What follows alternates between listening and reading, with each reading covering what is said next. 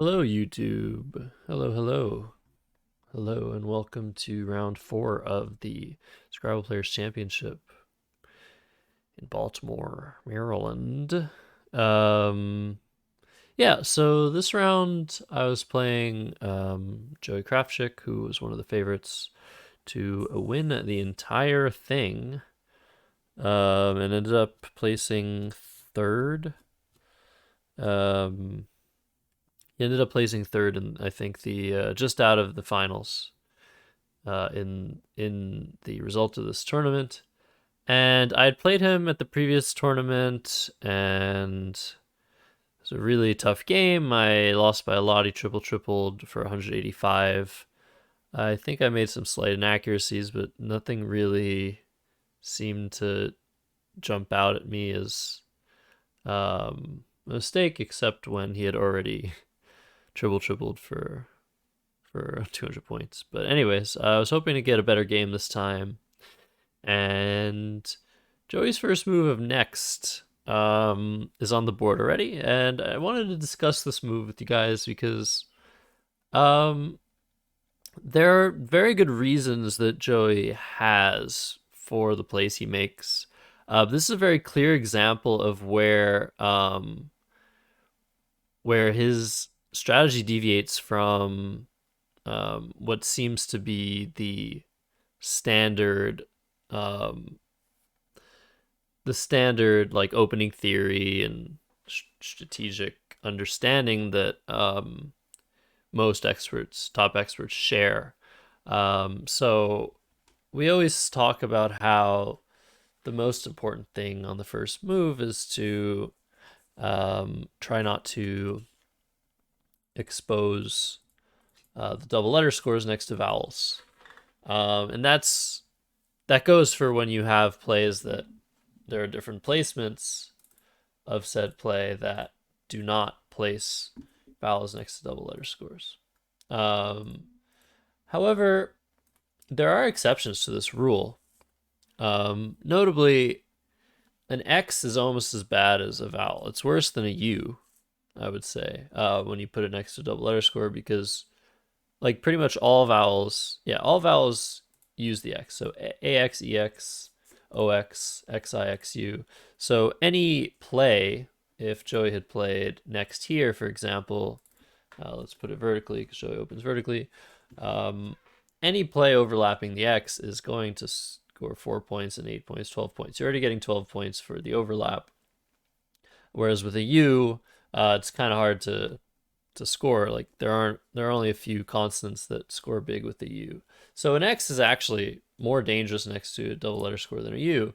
Um, and Joey knows this. He knew that he didn't want to put an X um, next to a double letter score, but also necessarily, but like also what he didn't want to do is create an S hook. And I was gonna look at this game. Joey already posted this game online with his racks. He doesn't have mine, I don't think, but maybe he does. But anyways, I was gonna post this game by looking at it online. However, my internet's actually currently down, so I'm gonna try to delve into this position, not telling you exactly what he has, which would have helped me explain his decision. But yeah, the common knowledge is don't put vowels next to double letter scores. If this word was NUXT, there would really be no problem playing it where Joey played it. But the E is still a vowel and is still more dangerous with overlaps than the X's. Um, and yeah, the reason Joey played next where he played it is A, he doesn't want to create an S hook, and B, he doesn't want to play here. These are the two placements that don't expose the vowel. He doesn't want to play here because that gives back double doubles. So that's another opening theory principle of not opening a double double. Like for example, if you have the play of like jolt, um, normally you might think I don't want to play jolt here because it gives back an S hook and a Y hook. For example, if you don't have either of those letters, you wouldn't want to play jolt here. But playing Jolt here doesn't really expose a double double. There aren't very many words with the J in the middle like that, but it opens a double word score, which is going to save a lot of bad racks. For example, if I have a lot of vowels, I could play JIAO. And yeah, if I have some bad racks, I can use this to score. So the concept of not opening a double word score or a double double spot is also valid. All of that to say, it's still those things, considering the S hook and the double double possibilities. Those two concepts do not equate, or they do not tend to equate to overpower the concept of not exposing the vowel. And I'm not really sure if Joey would always make this play with the rack he had. Like sometimes you just have an instinct, just an intuition that you want to do something, and then you do it, and then over time you do similar things and they don't work out, and maybe that's how you develop certain tendencies. But yeah, I think this play is something that definitely is a variation, is different. This play is different. This is not a play that is acceptable, basically, in expert opening theory in Scrabble, basically, is what I was trying to say. But Joey is a very unique player in that he really doesn't listen to other top experts and or computers that tell him his plays are not good. And that can be a very good thing. It could mean that he makes a lot of out-of-the-box plays that work out for him. Like he could be a very unpredictable player as a result of not following normal principles sometimes. But I think in this context, it really just wasn't a good play. I mean, it was good, but not as good as another placement of next. And of course, in hindsight, I got 39 points. If Joey had played the normal placement, the same word would score 33. So in this context, there's 6 points that he might have lost, more or less. But I think stats will show that when you do a simulation, that it's pretty clear that you're losing some points on average for the lack of defense that you're providing with the play of next, where Joey played it. So all that to say, that was a very long intro to the video, but I thought it was really interesting to discuss this because yeah, it's a different play. It's a play that you don't really see very often. It's a sort of concept that we don't talk about a lot. It's very very specific. But I hope you understand my analysis. And again, this isn't me necessarily saying that I'm 100% sure that Joey made the wrong play, but I definitely think it was wrong. And yeah, just interesting to talk about. So I was happy to get this play for 39. And then Joey was happy to get a re-overlapping play for 36. So yeah, sometimes even if you are opening double letter scores for your opponent, if they take those double letter scores, they're giving you a re-overlap. So in certain contexts, it makes sense to do this to set your own self up next turn for even more points. And yeah, so Kobe comes down for 36. And I have this rack, 2 R's. I decide to just play Rom for 27. Seems like the standard play keeps the best leave. Nothing else really makes sense here. So Rom comes down. And then Joey plays God. So very interesting, like, sort of staircasey formation where actually the placement of next probably encouraged overlapping plays that score more points than you're used to. where all the consonants or high scoring tiles like the Y were able to, or a lot of them were able to use multipliers. This is just based on his opening play that this happened. And so I kept TERN, and I actually drew quite well here. I drew EE blank, and I took a really long time here to finally make this move of preteen. There are a few plays that score 73, making Mahouts, re-cement. Some plays through the C are not very good because, yeah, they open up some scoring spots I don't really want to open up. And so do the plays at 11A. So I was happy to play preteen. The problem is I wasn't actually certain whether or not preteen was a noun, and whether it took an S, or if it was an adjective, meaning like previously to being a teenager, which is the way that we use the word in normal parlance, common parlance. But yeah, I was not going to challenge. I felt like I was not going to challenge if Joey put an S on it, but I wasn't going to play the S myself. And that's actually a big problem because this S hook is very valuable and it's worth sacrificing a certain amount of points in positions like these where you think you found the best play, but you don't actually know what the hooks to that word are, whether or not the play is best or not. Changes based on your understanding of what hooks the play takes. In this context, preteen is the best play no matter what, but it could be that down the line I am messing myself up by not playing an S hook that is valid. So yeah, this is another concept at a higher level where, I mean, also at a lower level where it's recommended not to play words you don't know the hooks to, because your opponent could then get away with a phony, or you could phony, or you could challenge a valid hook that you didn't know.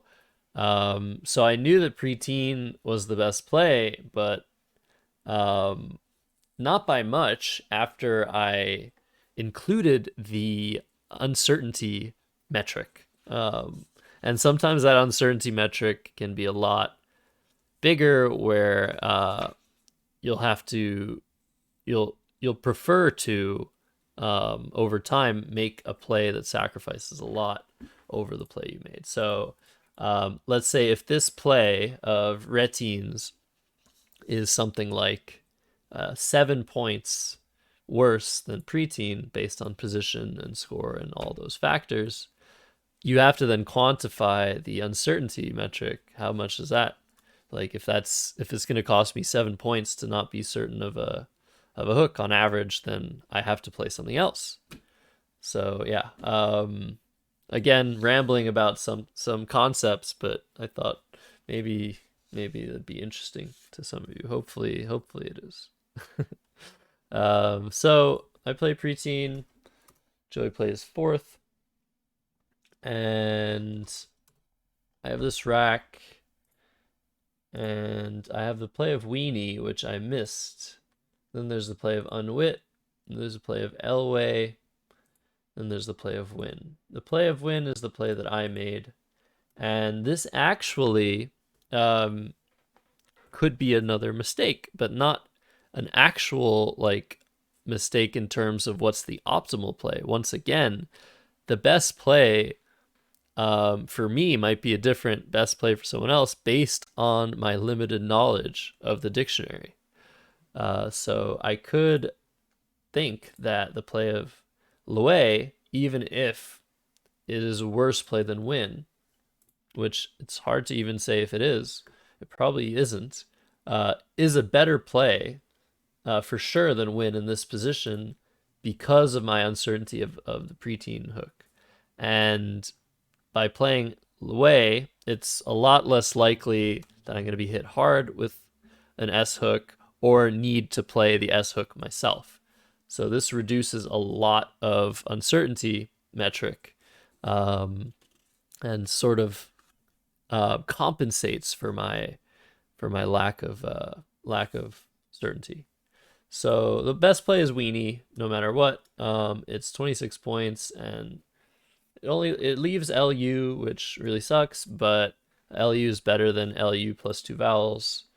So yeah, this is a miss by me, and potentially a costly one. But in this context, Lue is actually a better play than Weenie because of my fallibility as a player. So I hope that's something people are starting to grasp, but it's a very weird concept. But I played Win, maybe a little bit too prescient, or attempting to be prescient. And here, Joey played Solanos for 77, hooking the S onto preteen, which I held for a little bit and eventually decided I couldn't challenge. And he had so many other bingos that he was probably pretty sure of preteens. And turns out that it cost me a little bit of time, but nothing more, to play preteen, not knowing whether it took an S or not. So moving on from that, here I had sort of an awkward rack where I could play something like Utile, or I could play something like Uvia, or I could play something like Vice. And I decided to play Vice to score 20 points, keep a decent, okay leave that translates into a bingo some amount of the time. So 1 in 7 times I'll be bingoing with ELTU, which isn't terrible. The problem with the play of Vice is that when I'm not bingoing next turn, I'm probably not scoring much either, and I'm opening kind of a big spot at 2J for an F, for a P, and for a Y. But in terms of 2-letter words that would be at J3, creating this same scoring spot, ER is pretty safe.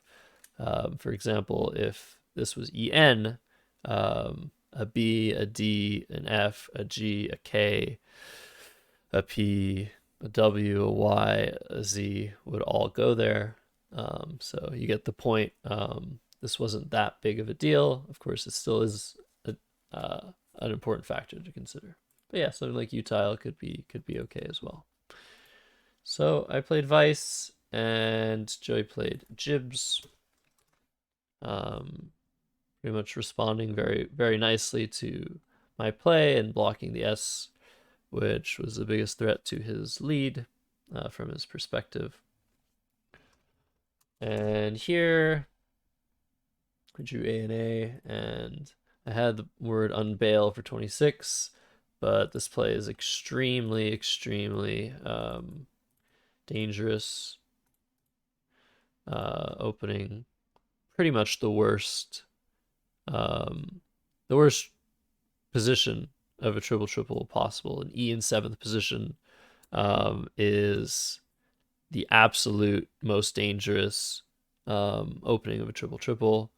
ED, ER, ES, all those words will play as triples if they're 8 letters long.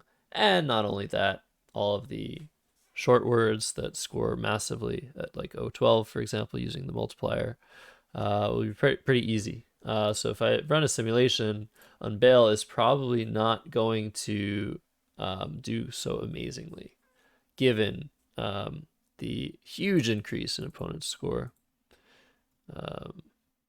42, 43 on average compared to Laoan for 36. And another concept to speak of here is that if these two plays I find are close in value. And I don't even remember if I saw Unveil or considered it, but had I considered both and thought that there was decent chance that they were very close in valuation in how good they were as plays, I would choose Lawan every time, no matter pretty much no matter what, but especially against weaker players, which Joey's not. Um, but against a weaker player, you don't really ever want to make a very easy scoring spot for them to use a lot of the time, because it'll just make their decision a lot easier, and it's important to complicate games when you're playing against lower rated opponents who might not be able to navigate positions as well as you. But especially if there's not a huge glaring scoring spot that you just opened for them. And the other concept is Joey's a very fast player. He's not a worse player, but he's very fast, and giving him scoring spots makes his decisions easier. Of course, it makes everyone's decisions easier, but especially didn't want to do this against Joey, because he would then be able to apply time pressure very quickly, very effectively on his next move. So plays are close. I chose Laoan, maybe not over Unveil, maybe I didn't even see it. But here's the moment of the game where shit hits the fan. So Joey puts down this word, Pirog, and I look at it and I'm just like, hold. This looks horrible. I should challenge this word. I've never seen this before. And then I started thinking about the fact that Joey had same letters to play pierogi in that spot, and of course it's a worse placement, but it's still available. And if he was unsure of pirog, he probably would have gone with pierogi, unless he was very confident that I wouldn't challenge. And he also just had this pirog, but again, this is a worse placement because this takes an I hook as well as I think an S hook. But yeah, so one of the things you look at when your opponent plays a word you're unsure of is their options that you can see with those letters. And oftentimes one of the guiding decisions when you're unsure is, did they have good play with those same letters or similarly good play? And in this case, that was definitely true. So that gave me pause. The second thing that gave me pause is the fact that there are many, many, many, many words that look like these. So there's pirog, pierogi, just like many. You can look them all up, but yeah, it's not unheard of that there would be some weird 6-letter word that means the same thing as all the other ones that just has a weird spelling.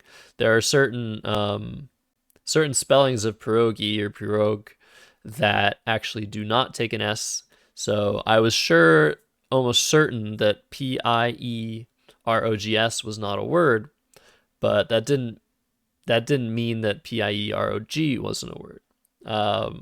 So all of these things gave me pause, and I ultimately decided to accept this phony word that Joey played.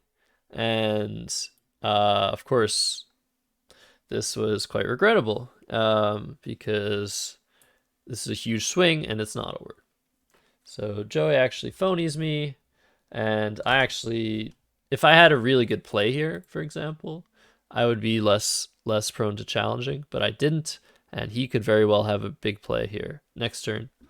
So yeah, really bad decision on my part, and I ended up playing Bidier, just trying to draw some letters I can score with.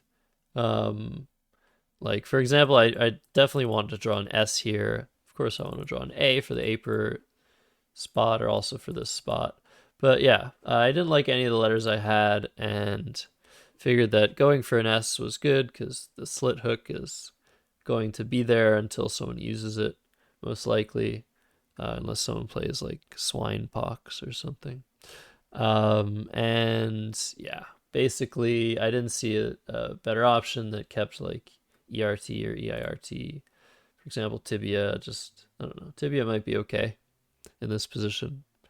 But yeah, I decided to score and go for one of the S's. So Bidier comes down and Joey plays Paya 30, taking one of the two scoring spots. And my situation doesn't improve. And I play Duad for 27, just taking some points, leaving this lane open. At C5 still fits to draw bingo, and yeah, maybe having some potential to open things on the top left and create more bingo lanes as a result. So again, also just trying to stay in the game by scoring. And here Joey plays Wed.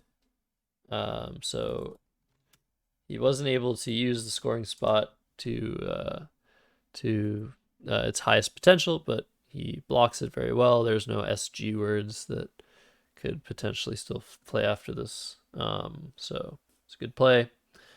And I draw the Q. Oops, what did I have it with? QIK. That's good. O E L. It seems that's what I had. And I play QI. Really nothing better here, I think. The Q is just terrible.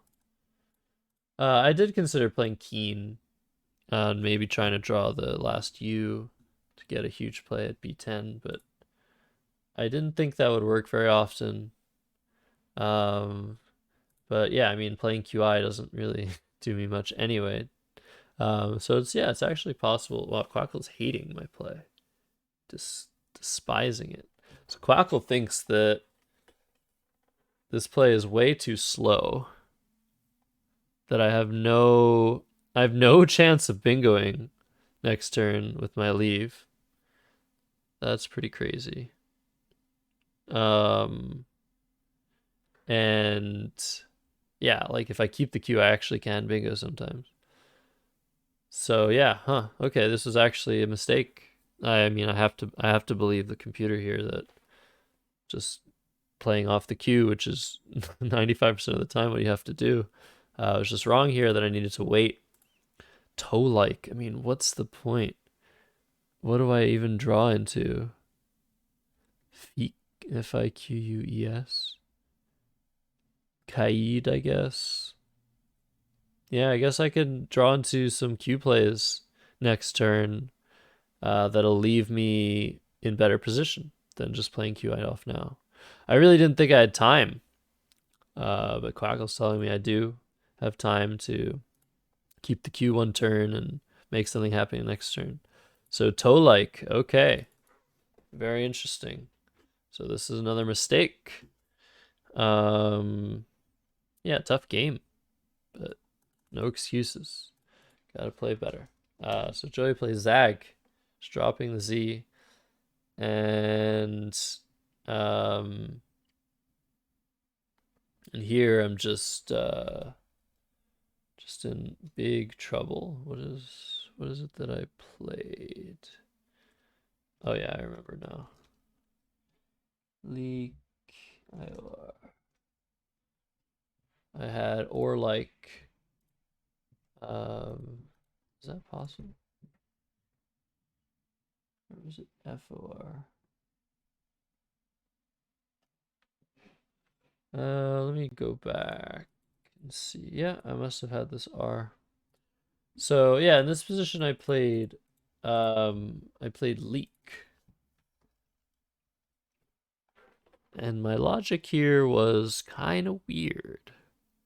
The reason I played this move instead of seems to be a lot more obvious moves here. Uh, this just can't be good. Is I thought that Joey had for sure had a bingo at c5 after his play of Zag. I just had this like this deep feeling, which actually goes back to the concept we were talking about earlier of Joey going with his gut, being a very intuitive player and making very weird decisions on the surface level. So yeah, here I decided that he had at least two S's and that it was unlikely for me to draw a play here. And even if I did draw a play here, it still might not be enough to win. But if he had a bingo making slit, the game was over. So that was my logic, but it's just, yeah, I'm not even going to simulate this because it's going to do horribly in simulation. My logic was to make a new lane at b4, try to draw like an IER bingo or something. But this just can't be right. I think I really just do have to play something like carry or carry. Problem is Joey might just make a very short play. No, I can't do that. Not really. Okay, yeah, just bad. Just really bad decision. Really bad game. So yeah, I definitely hadn't recovered from the previous loss. And I was very much aware that I might not have recovered mentally. Yeah, Leak comes down. And Joey plays Carl's 14. So I was right about like the letters he had, but it doesn't really mean much. He empties the bag, and I draw into this rack. And yeah, sadly I have nothing better to do than just to try and find the best end game here. And it's kind of tough because if I do something really dumb, I could actually be giving him like bingo. Like for example, does this give him a bingo? No, it doesn't. Yeah, if I do something really dumb like ERE, give him bingos, even a triple. But yeah, I played Tori, which is just best end game. Keeping FEU. He plays gassing, best end game, and I play feud for 24 and lose by 46 points. So another loss. That's 2 in a row. After this game, I'm 2-2, and I'm mostly just really upset that I lost to Joey again. Because from where I was standing, I didn't really know why I lost until I got the news that this was phony, and even more so now, I'm way more at peace with why I lost this game. I just did not play well at all. And yeah, gotta do better. So that was the game. A little bit long-winded, but I hope the concepts make up for the extra time. And I'll see you on episode 5. And yeah, maybe I'll try to link the game that he posted from his perspective in the video description. And eventually I'll put my racks onto that game as well once I'll have everything recorded on my end. So yeah, thanks for watching. See you guys next time.